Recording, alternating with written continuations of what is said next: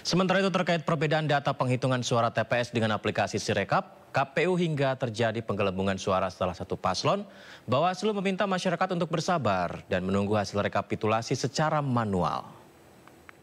Berikutnya, atas adanya, kami juga melakukan pengecekan kok. Begitu ada misalnya gejlok antara Sirekap dengan manual, kami lalu melakukan pengecekan berdasarkan, kan bisa semua orang bisa cek kan. Nah, kami cek ya ternyata memang ada kesalahan input ini.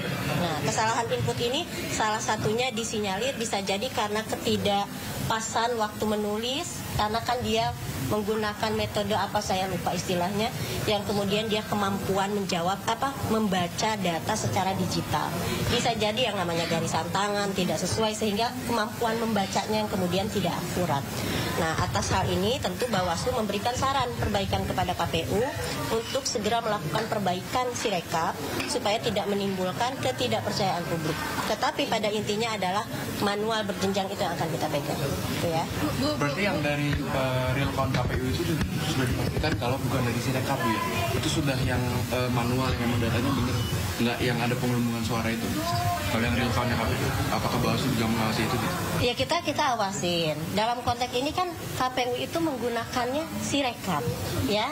Sirekap yang digunakan oleh KPU, tapi karena ada keterbatasan itu dan kita semua kemudian tahu, bahkan Bawaslu langsung mengecek secara teknis, maka kita langsung memberikan saran perbaikan. Segera lakukan perbaikan Sirekap, karena Sirekap ini kan data antara data manual dengan data yang masuk, begitu terbacanya beda, harusnya bisa dikoreksi di tingkatan bawah sehingga dia tidak blunder. Kan harusnya dia misalnya di TPS tertentu sudah langsung teridentifikasi, oh salah nih.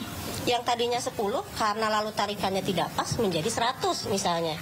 Harusnya kan terkoreksi cepat. Nah, tapi sistem yang ada di Sirekap itu nggak seperti itu. Akhirnya menimbulkan ketidakpastian. Nah, teman-teman KPPS pun tidak punya kemampuan mengkoreksi. Itu yang kemudian jadi problem kan.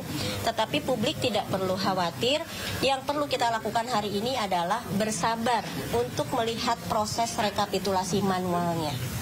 Nah, dalam konteks ini juga Bawaslu perlu menyampaikan, kami kan punya Siwaslu. Siwaslu ini juga sebagai bentuk upaya Bawaslu untuk memastikan akurasi data di TPS yang otentiknya, cek hasilnya kami punya.